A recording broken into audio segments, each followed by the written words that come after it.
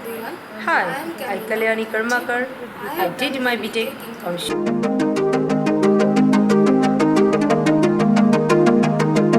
Hello everyone. So today we'll be talking about a topic which is very much in everyone's mind. So basically, after your bachelor's, there is a very much need of what you should be doing for your future preferences. So there are lots of multiple options which you can take in as your career. So first and foremost that we have is going for higher studies like M.Tech or MBA or any other masters as you may. The next which comes in line is cybersecurity job as a professional or going for any software development company for developing any new softwares as such. The next that comes into the mind is having your own startup, being your own boss, and then pursuing with your own meetings and stuff. So that is again another fresh and booming outcome that you can always opt for. So that these are few of the techniques which you should always keep in mind going forward. Coming to the next part, let's talk or let's see how the professionals deal with such career thoughts. So here we have few of my colleagues or few of my friends who are working in an industry or who have pursued M.Tech or different other streams as such.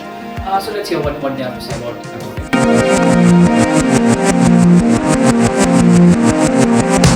Hello everyone. I am Camellia Mukherjee. I have done my btech in Computer Science and Engineering from Siliguri Institute of Technology in 2020. After completing my btech, I have done M.Tech in Computer Science and Engineering from Netaji Subhash Engineering College in 2022. Currently, I am placed in Accenture.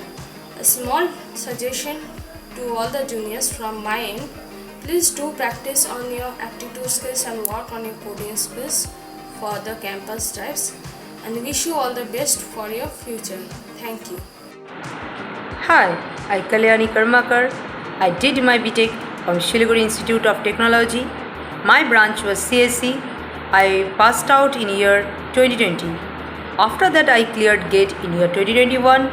Now I am pursuing my M.Tech degree from NIT Durgapur, and Siliguri Institute of Technology was very supportive throughout my journey.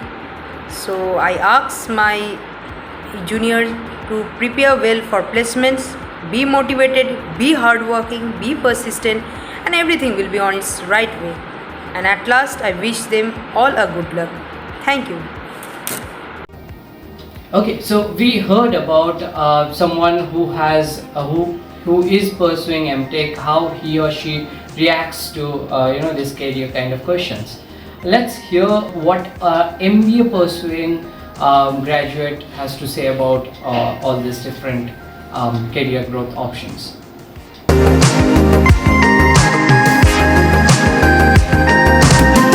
Hi, I am Jyotismita Chanda. I completed btech in CSE from Siliguri Institute of Technology. My pass out batch is 2020. After completing btech, I got job in a startup company, and after 7 months, I got another opportunity that is in Axis Bank as assistant manager. So I joined there, and now I'm doing MBA from Alliance University, Bangalore. So some suggestions from my side to my juniors are: first is make your CV properly. Whatever you mentioned in your CV, you have to know everything. Secondly, focus on your soft skill because communication is an important part for placement. Third one is focus on aptitude part because for every company the first round will be the quantitative aptitude part, and you have to qualify that round, then you can reach the next round, that is technical round or HR round, whatever. And keep focus on projects. You can take help from your teachers or seniors, but don't copy paste from Google. So think positive, everything will be fine. Best of luck. Bye. Okay, so yeah, that was really informative and did give us few of the thoughts as to how we should be pursuing with our placement. The next up we have one of the posts that was shared by one of my friend, my very dearest friend Kaustav, who is now pursuing MBA. He has given us few tips, so let's see what it is all about.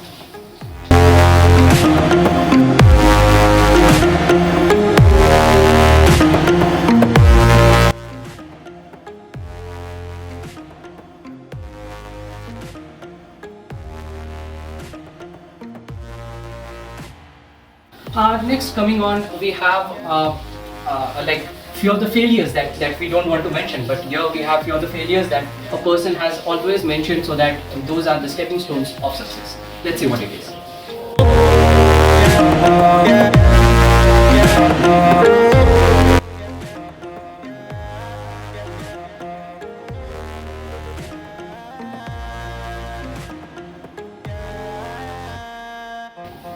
That was a great overview of how many companies you should be trying in until and unless you should be getting the dream company that you always want to go in. Now to sum up each and everything, here is something that Prasun has to say.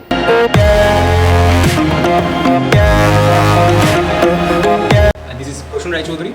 I am a 2020 pass out student from SIT. I am a CS grad and currently I am working with TCS as an assistant system engineer. So today I'll be sharing some points regarding my journey towards IT. What are the difficulties I have faced, what are the challenges I have faced, what are the mistakes I have done, what are the scope of improvements. So based on that I have made certain points, so I'll just share it with you one by one. Firstly, the most important thing of joining IT is programming. Unless and until you don't know programming, you do not have any interest, I don't think IT is really going to be a good place to be in. Unless until you end up getting a job in production support or manual testing, programming is going to be a part of your career in IT. So I'll suggest you take this programming very seriously. My suggestion in this thing is, do not go for multiple languages. Try to understand one particular language very carefully. Try to understand, get a deep dive into it. So try to understand the parent concept. If you know the OOPS concept and if you know one language based on OOPS concept, I don't think you will face many challenges to learn any other languages based on OOPS concept. Interviewer doesn't want you to be comfortable in more than one particular languages. They will simply ask you question in which language you are comfortable with, and they will start asking you questions from that field only. So try to understand one particular language very carefully. Another important thing I'll tell you is data structures. So I know you guys have learned data structures in your third semester, and this is going to be a really vital part of it. So unless until you don't know the algorithms, how you will make good codes, right? So try to understand that data structures concept very carefully. We have very good books out there in our library. Make use of it. And regarding programming, I'll suggest you try to go for various platforms out there in the internet. Nowadays there are lots of platforms out there. Try to learn programming every day. There are plenty of platforms out there, so you can just go there and you can just practice it. Dirty your hands, make mistakes, learn from it. That is the most important aspect, and that is how programming is being done. And other than that, also there are certain subjects which I think you need to focus. That is DBMS, OS, networking. These kind of subjects, interviewer may be asking questions from that parts also. So try to understand that subjects also very carefully. Another important thing is try to take your project very seriously. I think you guys have your projects in your fourth year or maybe in the end semester of third year. So be an active part of your project, because the interviewer might be asking you questions regarding your project, and if you can't tell them what your project does, what your role in that project group, that is not going to create a good impact of you in front of the interviewer. So take that project very seriously. We have plenty of teachers out there in our college who are really going to help you out. Take help from them. Make a group of students who are in the same page. Go to the teachers, ask them, clear your doubts, and that is how this is being done. Another important thing I'll tell you, that do not get carried away by the myth evolving around the engineering colleges that grades do not matter.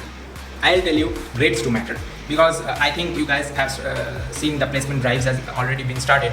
You guys have seen certain companies will set high benchmarks for you. If you guys have a low grades, you can't able to apply for those companies, right? They will set high benchmarks for you. So maybe you are a good programmer, but you cannot able to explore your programming skills in front of them. Lastly, I'll tell you, our campus is very beautiful. Do not just sit for your study for hours. We have plenty of clubs out there also. We have co-curricular activities happening in our college. Take part of it. I think it will be fun, and that is going to help you in your studies as well. And I'll not take much of your time. Lastly, I'll tell you, take information from others. Take information from your seniors, from teachers, from your well-wishers, everyone. But take your decisions at your own. Before taking decisions, think wisely. Because something that might be applicable to your seniors, that might not be able to applicable to you. So take information from everyone, but suno to apne dil ki. Bye bye. Thank you.